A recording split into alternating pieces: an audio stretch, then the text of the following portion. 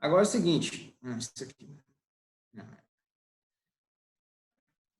Só voltando só para dar uma parte aqui. Quando você fala dessa questão de desenvolvimento setoriais, o que a gente tem, né, na formação dessa distribuição? Tem algumas divisões que, na verdade, elas até não são tão relevantes para vocês, não. A população ela está nesse setor aí, da indústria, no primeiro setor, segundo setor e setor terciário. Quando se fala especificamente dos ativos que estão dentro disso aí, né, dessa forma de produção, você tem as pessoas que têm uma atividade ocupada, que é aquilo que nós falamos lá, ó, são os caras remunerados, que com isso ele tem a subsistência dele. Ele tem horas trabalhadas e no final do mês ele ganha, né, o rendimento dele. Tem as pessoas que, por exemplo, né, trabalharam em qualquer setor desse. Tá? Em qualquer setor. Ele entrou, trabalhou um mês, né, trabalhou 10 dias. Né, ele saiu. No momento que ele sai, ele já é economicamente ativo. Ele participa da população economicamente ativa. Agora, se você virou e falou assim, mas ele saiu, ele perdeu o emprego. Ele trabalhou um mês, perdeu o emprego. Ele, no momento que ele sai ali, né, depois de 30 dias, ele é considerado população economicamente ativa. Agora, ele não está ocupado. Eu só falo isso porque gera uma confusão muito grande no Brasil, porque o Brasil tem diferença para quem é não ocupado e para quem é desempregado. O cara que é não ocupado é aquele cara que trabalhou, vamos supor que trabalhou um ano e perdeu o emprego. Se você participa de um processo de pesquisa de levantamento de emprego, aquele cara não pode ser considerado empregado no Brasil. Ele só vai ser desempregado depois que não der sexta e na segunda o cara fala assim, você não pode voltar, ele não é considerado desempregado. Ô, Matheus, né? Oi. Repete, por favor, porque travou tudo aqui. Travou. A internet está muito ruim aqui também. Tá? Então é o seguinte, quando você pega o indivíduo que, só para a gente falar, o cara que está na economia ativa,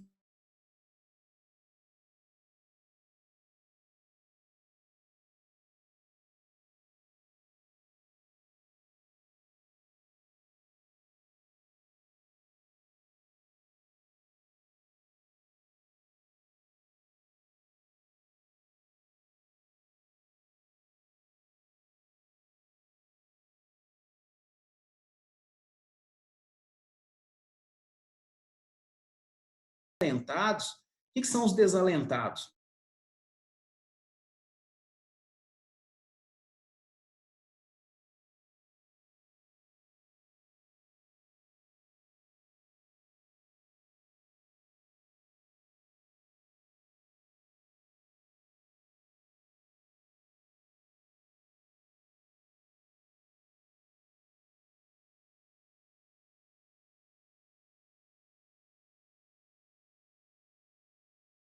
Também, que esse aí eu sempre repito para vocês, que é aquele cara que se alega, né, ou seja, ele alega dentro de uma pesquisa do IBGE que ele sempre procurou emprego, mas ele nunca achou. Ou ele é de dois umos, ou ele é vagabundo ou mentiroso, né, porque você ficar 40 anos, né, às vezes você vê gente de 40 anos que fala que procurou emprego e nunca achou, é porque ele nunca conseguiu fazer nada, também aí é uma questão, né, mas existe essa classe também. Essa categoria que fala o seguinte, que sempre procurou, ele pode ser três coisas, né? Vagabundo, mentiroso ou realmente um cara mais sem sorte do mundo. Então, são as três categorias que ele pode entrar. Mas faz parte do registro do IBGE, essa categoria, sim. Agora, as outras três primeiras realmente são preocupantes. Preocupantes quando você não dá oportunidade ao negro, quando você não dá, né, oportunidade à mulher, ela não tem a mesma. Por exemplo, a mulher ela não consegue uma paridade salarial no Brasil, sendo 56% do sexo que domina o país. Isso aí é realmente uma discrepância muito grande. Você pode ver até mesmo na representatividade. Olha o número de governadoras do sexo feminino, número de senadoras, número de deputados. Num país que 56% da população é do sexo feminino, ou seja, precisa quebrar muito, né, de questões aí preconceituosa, de um machismo muito grande ainda dentro do país aí. Agora, para a gente passar para a segunda fase, né? Para a segunda parte aí que se tem, quando a gente fala em relação ao quê?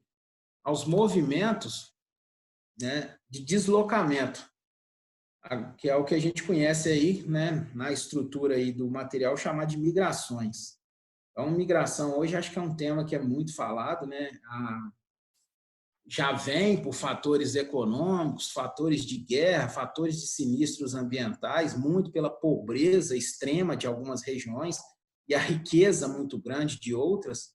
Então, isso ainda se mantém um fluxo muito grande e o mundo nunca se viu tanto migrante como, né, nas últimas épocas aí.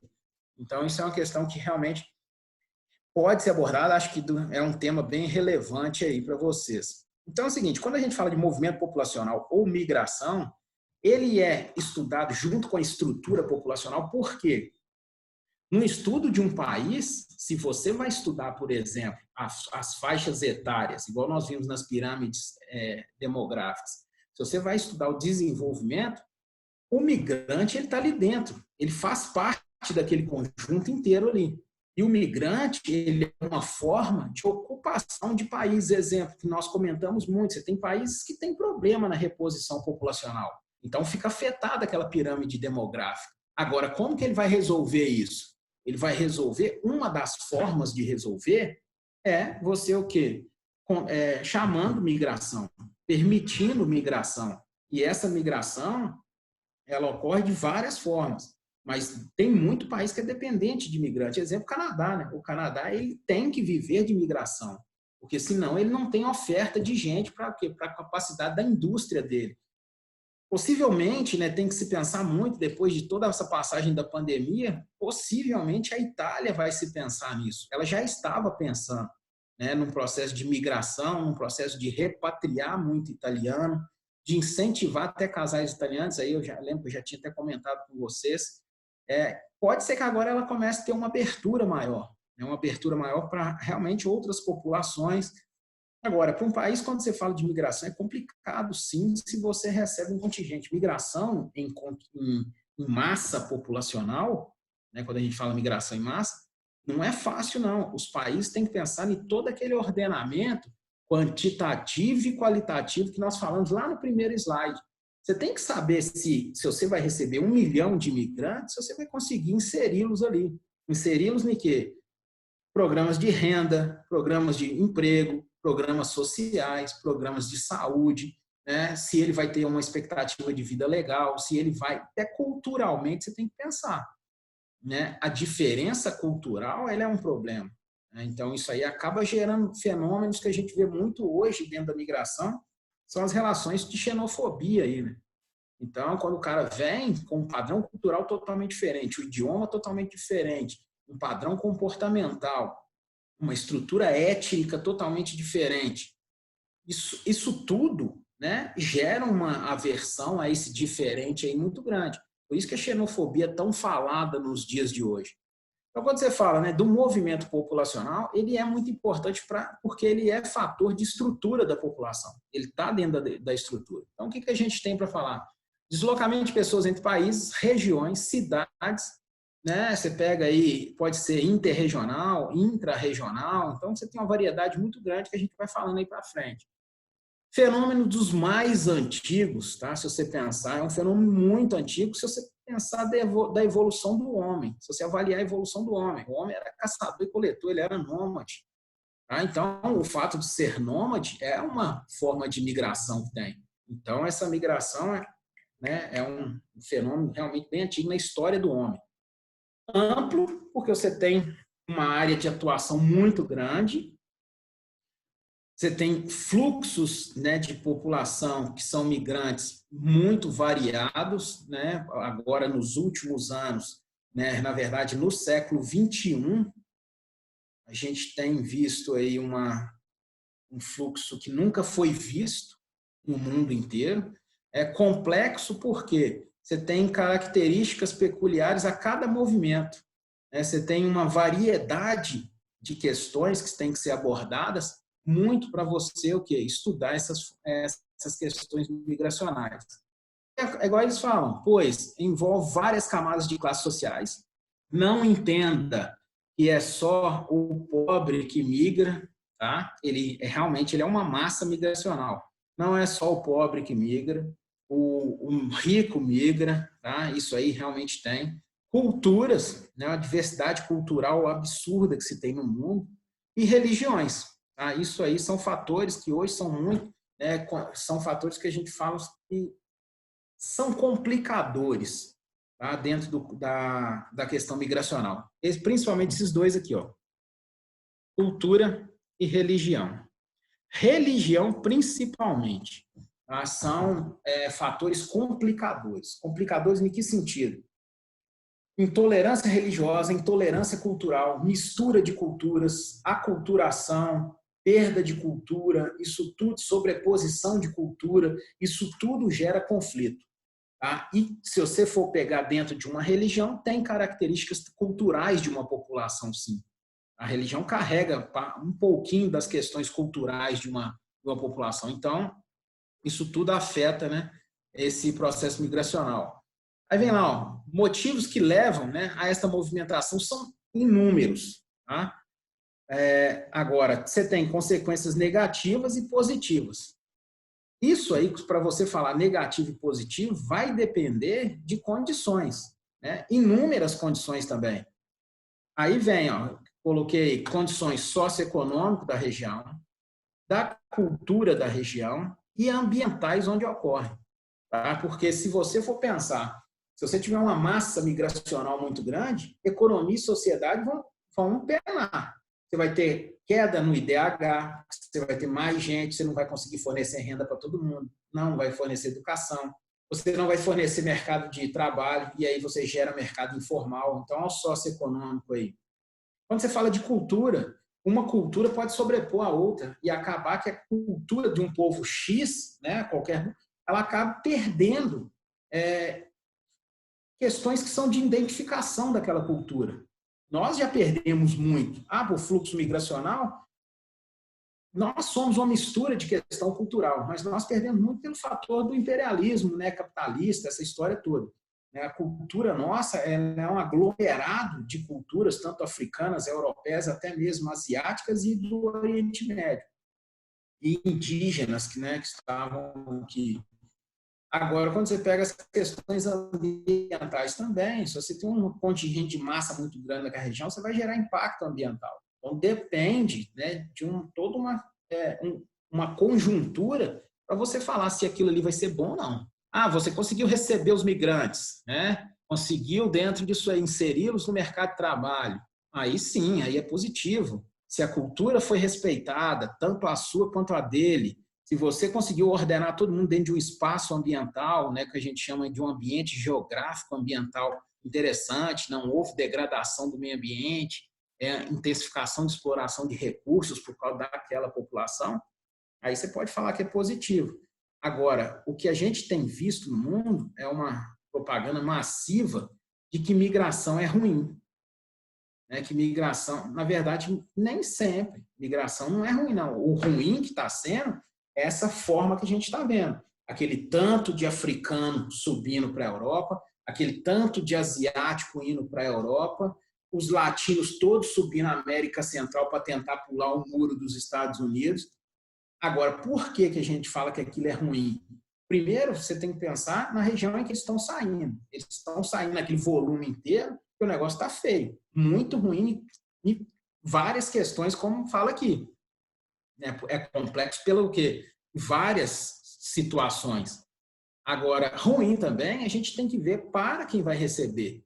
Geralmente a gente fala assim, mas os Estados Unidos é cruel, a Alemanha é cruel. Mas você tem que pensar muito na população deles. Se receber 1 milhão de imigrantes e ela não der conta e se tornar uma questão negativa aqui para a Alemanha, né? Cair a economia dela, a condição de vida do alemão, é ruim. Ela tem que tentar, assim, ela não pode fechar as portas, mas ela tem que ir tentando o quê? Colocar, né, esse migrante dentro de um contexto aí. Então é o seguinte, pessoal, para a gente, né, ir finalizando aqui,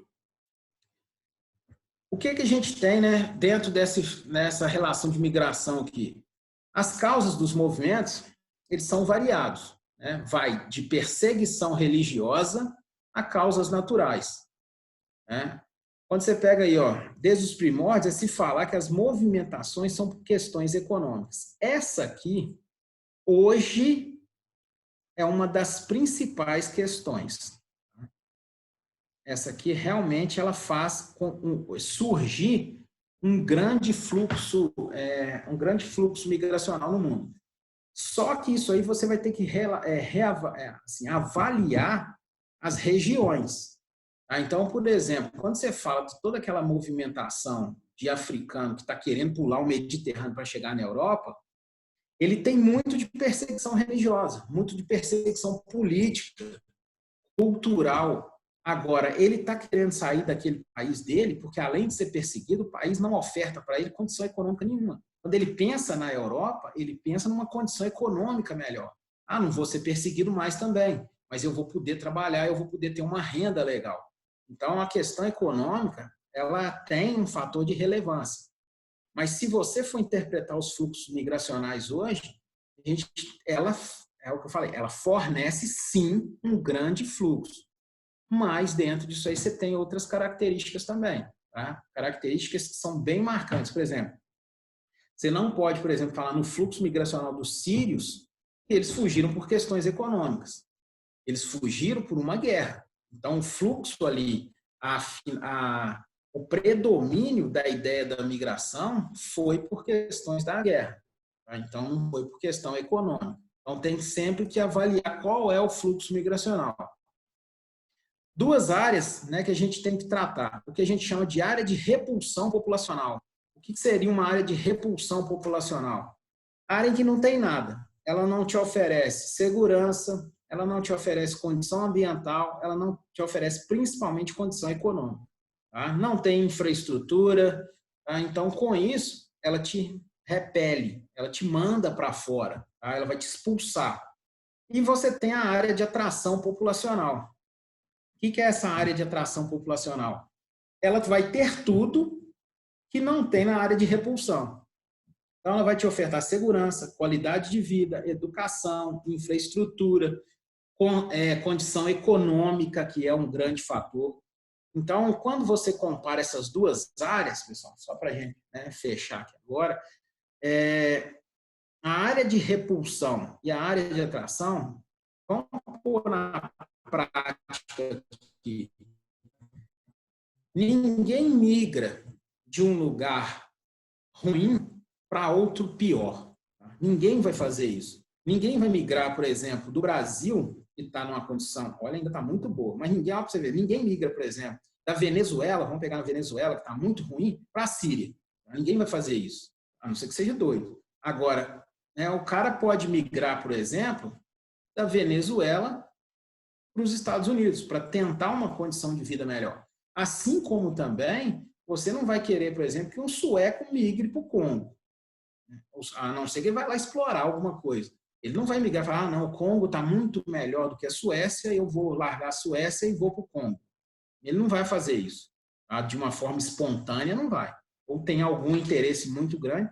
Então, ninguém sai de uma área, né, de repulsão para outra de repulsão. Tá? Agora, essa aqui, quando você fala sair da área de atração para outra de atração, é o maior fluxo migracional.